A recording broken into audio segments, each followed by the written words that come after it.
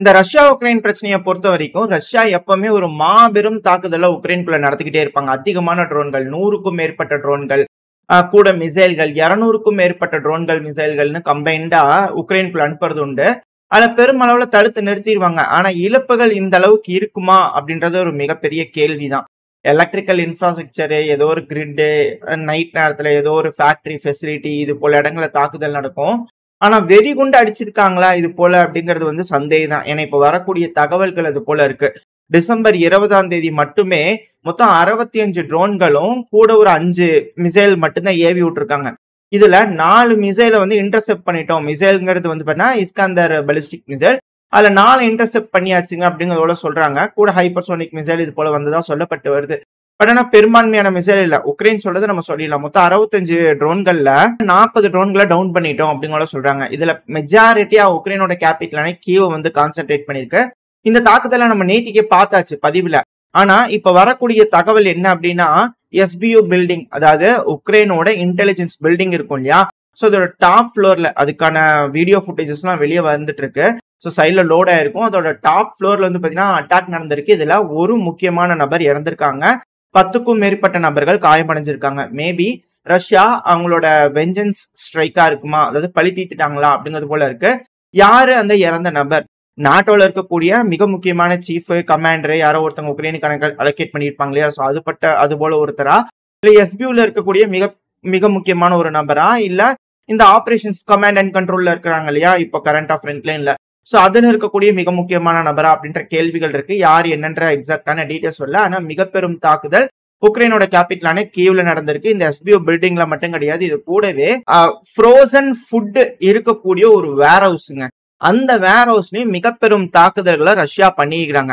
இது சொல்றது உக்ரைன் தான், புரியுதுங்களா? என்னையெல்லாம் நாளைக்கு வந்து திட்டிடாதீங்க. ஏன்னா வர அடுத்த செய்தி இது உக்ரைனோட மீடியாக்கள் தான் கொடுக்குறாங்க, நம்ம ரஷ்யா சொல்லதா கேட்கறதுல. அந்த ஃப்ரோசன் ஃபுட் இருக்கக்கூடிய வேர் ஹவுஸ்ல தாக்குதல் நடந்ததுனால 7 மணி நேரமா தீயணைப்பு வீரர்கள் தீய அணைக்க முடியாம போராடிட்டு இருக்கிறாங்க. அதுக்கான செய்தி இமேஜஸ் எல்லாம் சைட்ல லோட் ஆயிருக்கும், பாத்துங்க.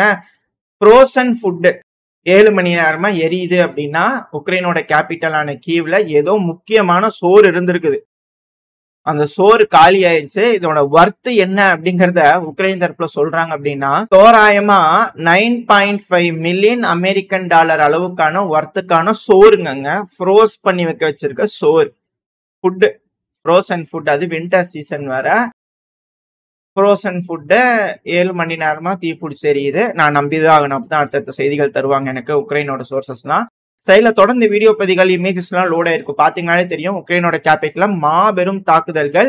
இது டிசம்பர் 20 நடந்தது. ஆனா இப்ப இந்த பதிவை ரெக்கார்ட் பண்ணிட்டு இருக்கக்கூடிய இந்த சமயத்துல, நான் காலையில ஒரு 4 மணி இந்த டைம்ல நான் ரெக்கார்ட் பண்ணிட்டு இருக்கேன் இந்த நேரப்படி. பட் ஆனா உக்ரைனோட நேரப்படி நம்மளுக்கு அவங்களுக்கும் 3 மணி நேரம் கேப் இருக்குன்னு நினைக்கிறேன். டிசம்பர் 21 அதிகாலை 1 மணி சுமார். சோ அந்த டைம்ல வந்து பாத்தீங்கன்னா ரஷ்யால இருந்து 52 ட்ரோன்கள் உக்ரைனோட மேற்கு இல்ல கிழக்கு பகுதி முழுவதும், உக்ரைனோட கிழக்குல இருக்கக்கூடிய மொத்த ஒப்லாஸ்ட்லயும் வட்டம் அடிச்சுக்கிட்டு இருக்கு. எந்த அளவுக்கு இழப்புகள் ஏற்பட்டிருக்கு அப்படிங்க தெரியல. சைடுல ஒரு இமேஜ் லோட இருக்கும். இது உக்ரைனோட சோர்சஸ். அந்த ஏர் ரைட் சைரன் சொல்லிக்கும் இல்லையா, சோ அதோட அலர்ட் கொடுப்பாங்க இல்லையா, ட்ரோன்கள் எந்தெந்த வழியில வந்து சுத்திட்டு இருக்கு அப்படிங்கிறதுக்காக. மொத்தம் 52 ட்ரோன்கள் ஐடென்டிஃபை பண்ணியிருக்காங்க. இதுக்கப்புறம் வந்து பாத்தீங்கன்னா பாம்பர்ஸ் ஏர்ல இருக்கு ரஷ்யால அப்படிங்கிறது போல நியூஸஸ் எல்லாம் வந்துகிட்டு இருக்கு. ஆனா தாக்குதல் பண்ணுவாங்களா இல்ல எப்பவும் போல வழக்கம் போல உக்ரைனோட அந்த ஏர் ரைட் சைரன்ஸ் அடிக்க வச்சுட்டே இருக்கிறதுக்காக இது போல வேலைகள் செய்யறாங்களா, இல்ல இது ஒரு லார்ஜ் ஸ்கேல் அட்டாக்கா அடுத்தடுத்த நாட்களுக்கு கண்டினியூ ஆகுமா அப்படின்ற கேள்விகள் இருக்கு. எது எப்படியோ டீகேபிடேஷன் ஸ்ட்ரைக்கு ரஷ்யா பழி தீக்கிற மாதிரியான ஒரு ஸ்ட்ரைக் பண்ணியிருக்காங்க. சரி, அது நேத்திக்கே முடிஞ்சிருச்சே. மிக பெரும் தாக்குதல்கள்லாம் நடந்திருக்கு. அதாவது இந்த தாக்குதல்லாம் டிசம்பர் 20லயே இந்த இடத்துல மட்டும் தாக்குதல் கிடையாது, ஜாப்ரோசேசியாலையும் தாக்குதல் நடந்திருக்குது. அதுவும் ஜாப்ரோசேசியாவோட ஹைரேஸ் பில்டிங் மேல தாக்குதல் நடந்திருக்கு. உயிர் சேதங்கள் இருக்கு, நிறைய பேர் காயமடைஞ்சிருக்காங்க அப்படிங்கிற தகவல் வருது. அதுக்கு அடுத்தது அப்படியே வந்து பாத்தீங்கன்னா கார்வேரியில வந்து பாத்தீங்கன்னா பயங்கரமான தாக்குதல்கள் நடந்திருக்கு. கார்வேரியில வந்து 5 பேர்த்துக்கிட்ட காயமடைஞ்சிருக்கிறாங்க அப்படிங்கிற சொல்லியிருக்கிறாங்க. அதுக்கு அடுத்தது கர்சன், இந்த கர்சன் பகுதியிலும் தொடர்ந்து தாக்குதல் நடந்துட்டு இருக்கு. 20 டிசம்பர் 21 டிசம்பர் தொடர்ந்து கார்வேரிக்கு நிக்கிபோல் டிஸ்ட்ரிக்ட் டின்ப்ரோவெஸ்க் ஒப்லாஸ்ட், தொடர்ந்து கர்சன் பகுதி, கர்கிவ் பகுதி, இந்த ஏரியாக்கள் எல்லாமே கர்சன் பகுதி. சோ இது எல்லாமே டிசம்பர் 20 தாக்குதல் நடக்குது. டிசம்பர் 21 தாக்குதல் நடந்திருக்கு உக்ரைனோட நேரப்படி. சோ அதுக்கான வீடியோஸ் இமேஜஸ் எல்லாமே சைட்ல லோட் ஆயிருக்கும். மாபெரும் அட்டாக், ஃபுல்லா உக்ரைனோட பல பகுதிகளிலும் நடந்துட்டு இருக்கு. இது கூட பால்டோவா பகுதியிலையும் தாக்குதல் நடந்திருக்கு. அதுக்கான வீடியோ பதிவு செயலோட இருக்கும். அதுவும் கர்கிவ்ல நடந்த தாக்குதல்ல ஒரு நபர் இறந்துட்டதாகவும், ஏன்னா பல பகுதியில் தாக்குதல் நடக்குது இல்லையா, சரமாரியான தாக்குதல்கள், லேசுப்பட்ட தாக்குதல்ல MLRS தாக்குதல்கள், 2வது ஃபேப் குண்டுகள் டெலிவரி பண்ணிக்கிட்டே இருக்கிறாங்க.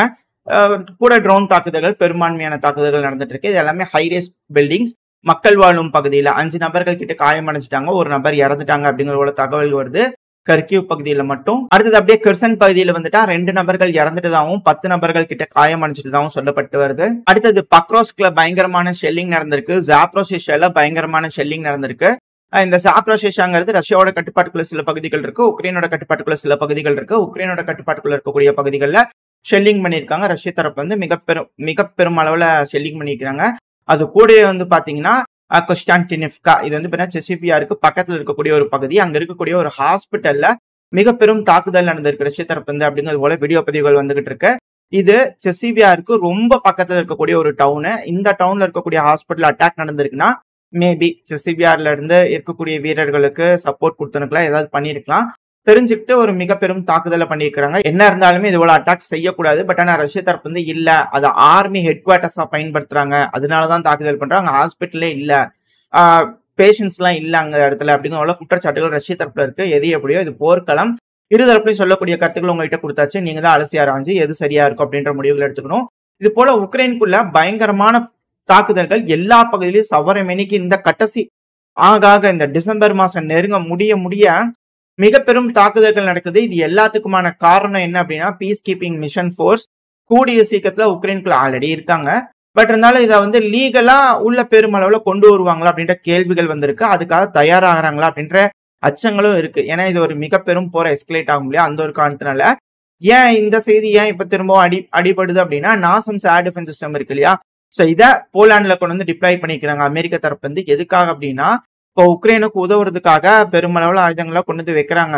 அது உக்ரைனுக்கு கொடுத்து கையில வந்து மாத்தி விடணும் இல்லையா, அது ரகசியமா ஒரு இடத்துல வந்து பாத்தீங்கன்னா நாட்டோ படைகள் கொண்டு போய் டெலிவரி பண்ணிட்டு கை கொடுத்துட்டு கிளம்பி வந்துருவாங்க. இந்த இங்கிலீஷ் படம்லாம் பாக்குறோம் இல்லையா, அது போல. சோ அந்த இடத்துல இருந்து வந்து பாத்தீங்கன்னா உக்ரைன் வந்து டேக் ஓவர் பண்ணி வருவாங்க. சோ அந்த பகுதியிலேயே நம்ம ப்ரொடெக்ஷனுக்குள்ள வச்சுக்கணும் இல்லையா. சில நேரங்கள் அது போலாண்டுக்குள்ளேயே இருக்கும், சில நேரங்கள் அது உக்ரைனுக்குள்ளேயே இருக்கும், சில நேரங்கள் அது ஸ்லோவாக்கியால இருக்கும், சில நேரங்கள் அது ஹங்கேரியில இருக்கலாம், எங்க வேணாலும் இருக்கலாம், ரொமேனியால இருக்கலாம், யா மால்டோவால இருக்கலாம், தெரியாது. அது மாறி செஞ்சுட்டு இருப்பாங்க. சோ அந்த பகுதிகள், அதுவும் போலாண்டு பக்கத்துல இருக்கக்கூடிய பகுதிகளை ப்ரொடெக்ட் பண்றதுக்காக இது போல நாசம்ஸ் ஏர் டிஃபென்ஸ் சிஸ்டம் வந்து பாத்தீங்கன்னா கொண்டு வந்து வச்சிருக்கிறதா சொல்லப்பட்டுட்டு வருது. இதனால அந்த சைடு வரக்கூடிய தாக்குதல்ல நாங்க தடுக்கிறோம் அப்படிங்கிற நியாயப்படுத்துதல் போலாண்டு கிட்ட இருந்து வந்துருமா அப்படின்ற கேள்விகள் இருக்கு. ஏன்னா வெறும் 5 மிசைல் 6 மிசைல் தான் அனுப்பியிருக்காங்க. இதுக்கே உக்ரைனோட ஹெட் குவார்டர்ஸ்ல அடி உழுகுது, இன்டெலிஜென்ஸ் ஹெட் குவார்டர்ஸ்ல அடி உழுகுது அப்படின்னா எந்த அளவுக்கு அங்க ஏர் டிஃபென்ஸ் சிஸ்டம் ரொம்ப கம்மியா இருக்கணும். ஏன்னா பேட்டர்ன் கேட்டுட்டு இருக்கிறாரு இப்போ, பேட்ரியாட் ஏர் டிஃபென்ஸ் சிஸ்டம் நாங்களே செஞ்சுக்கிறோம். அது மட்டும் இல்லாம இப்போ மொபைலைசேஷன் ஏஜ் வந்து பாத்தீங்கன்னா கம்மி பண்ண சொல்லியிருக்கிறாங்க. பட் ஆனா அது கம்மி பண்ண மாட்டேன் அப்படிங்கிற தெளிவா இருக்காது. ஏன்னா இவருக்கு வந்து லிவரேஜ் வேணும். ஸோ இது போல தாக்குதல் நடக்குது அப்படிங்கும் போது மேற்குலக நாடுகள் இந்த ஏர் டிஃபென்ஸ் சிஸ்டம் ஸ்ட்ரென்தன் பண்ணி ஆகணும் உக்ரைனுக்கு. ஸோ ஒரு வேலை பேட்டர்ன் கிடைச்சுன்னா காப்பி அடிச்சுட்டாருன்னா என்ன பண்றது, அதாவது இவர் இல்ல இவங்களுக்கு கீழே இருக்கிறவங்க எல்லாம் ஊழல் எந்த அளவுக்கு இருக்கு உக்ரைன் அப்படிங்கிறது பாத்துக்கிட்டு இருக்கோம். ஒருவேளை இது ஏதாவது சேல் ஆயிருமா அப்படின்ற ஒரு கண்ணோட்டத்திலேயே அவங்க பார்ப்பாங்க. பட் ஆனா ஒரு கட்டத்துக்கு மேல கை மீறி போகுதுன்னா கொடுத்தா ஆகணும், வேற வழி கிடையாது.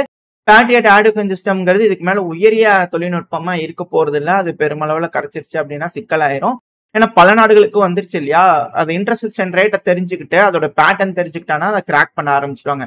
எல்லா மிஷனுமே ஒரு பேட்டர்ன் தான், அந்த பேட்டர்ன் தெரிஞ்சிச்சுன்னா எல்லாத்தையுமே டிஃபீட் பண்ண முடியும்.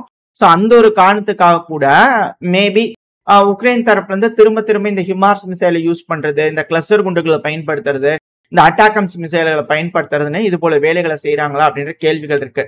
ஏன்னா 20 டிசம்பர் ஒரு அட்டாக் நடந்ததா ரஷ்யா வந்து உக்ரைனுக்குள்ள பண்ணாங்க இல்லையா, அதுக்கு பதில் தாக்குதலா ஹிமார்ஸை பயன்படுத்தி ரஷ்யாவோட ரில்ஸ்க் பகுதியில தாக்குதல் பண்ணிக்கிறாங்க. இது கர்ஸ்க்ல இருக்கக்கூடிய மிக முக்கியமான சிட்டி. மேபி இதுல நார்த் கொரியாவோட படை வீரர்கள் அதிக அளவுல இருந்திருக்கலாம் அப்படிங்கிறது போல உக்ரைன் தரப்புன்னு சொல்லியிருக்கிறாங்க. 2வது எஃப்எஸ்பியோட பில்டிங்ஸும் அந்த பகுதியில இருக்கு. இதனால தாக்குதல் பண்ணியிருக்கிறாங்க, கிளஸ்டர் குண்டுகளை பயன்படுத்தி இருக்கிறாங்க. ரஷ்யாவை பொறுத்த வரைக்கும் சிவிலியன் மேல தாக்குதல் பண்ணிட்டாங்க, பல நபர்கள் காயமடைஞ்சிட்டாங்க, சில நபர்கள் உயிரிழந்துட்டாங்க அப்படிங்கிறது போல செய்திகள் வந்து ரஷ்ய தரப்பு வந்து வந்துகிட்டு இருக்கு. உக்ரைனை பொறுத்த வரைக்கும் வீரர்கள் அங்க அதிக அளவுல டிப்ளாய் பண்ணியிருந்தாங்க, நாங்க தெரிஞ்சுக்கிட்டோம், அதனால தாக்குதல் பண்ணிட்டோம் அப்படிங்கிறத சொல்றாங்க. அது நார்த் கொரியன் வீரர்கள்னு. பார்ப்போம். இது போல தாக்குதல் பண்ணதுனால மேபி இன்னைக்கு அதிகாலை 52 ட்ரோன்கள் வருதா? என்னென்ன மாதிரியான பகுதிகளை குறி வைக்க போறாங்க அப்படிங்கலாம் பார்த்துடலாம். ஏன் இது போல எஸ்கலேஷன் அதே ஹிமார்ஸ் மிசைல் அட்டாக்கம்ஸ்லாம் திரும்ப திரும்ப ரஷ்யாவோட பகுதிகளை பயன்படுத்திக்கிட்டே இருக்கிறாங்கன்னா, மேபி அந்த ஒரிஜினிக் மிசைலை திரும்ப திரும்ப ரஷ்யா யூஸ் பண்ணி வைக்கிறதுக்காக டெம்ப்ட் பண்ணிட்டே இருக்காங்களா? ஏன்னா ஒன்ஸ் அதை செய்யறாங்க, செஞ்சுக்கிட்டே இருக்காங்க அப்படிங்கும்போது அந்த மிசைலை பத்தி தெரிஞ்சுக்கலாம். எல்லாமே ஒரு பேட்டர்ன் தான். ஸோ அந்த மிசைலை பத்தின உதிரி பாகங்கள்லாம் பெருமளவுல கிடைக்கும் போது அது எப்படி அட்டாக் பண்ணுதுன்னா பல விஷயங்கள் தெரியும் போது அதை இன்டர்செப்ட் பண்றதுக்கான வழிகள் என்ன அப்படிங்கிறது பலதையும் அனலைஸ் பண்ண ஆரம்பிச்சிருவாங்க. ஏன்னா அந்த ஒரு இமேஜ், அந்த ஒரு வீடியோ பதிவு வச்சு நம்மளே எந்த அளவுக்கு பேசியிருப்போம் அந்த டைம்ல அப்படிங்கிறது தெரியும். ஸோ பல அனலிஸ்ட் யூடியூப்ல போய் பார்த்தீங்கன்னா அவங்க கருத்துக்களை சொல்லிட்டு தான் இருக்கிறாங்க. ஸோ எல்லாம் வச்சு பார்க்கும்போது அந்த ஒரிஜினிக் ஸ்டேக் திரும்ப உக்ரைன்ல நடந்தே தீரணுன்றதுக்காக இது போல செய்யறாங்களா அப்படின்றது போல கேள்விகள் இருக்கு. ஆனா ரஷ்யா கிட்ட பல வெரைட்டிஸ் ஆஃப் மிசைல் இருக்கு, இலக்குகள் பலது இருக்கு. ஸோ அதை வச்சு எஸ்கலேட் பண்ணிக்குவாங்க, காம்ப்ரமைஸ் பண்ணிக்குவாங்க. பெருமளவுல எஸ்கலேஷன்ங்கிறது ரஷ்ய தரப்புல இந்த காலகட்டத்துல இருக்காது. ட்ரம்ப் அவர்களுக்கு ஒரு சான்ஸ் கொடுக்க போறாங்க அப்படிங்கிற போலாம் சொல்லப்பட்டு வருது. பட் ஆனா எது எப்படியோ தெரியல.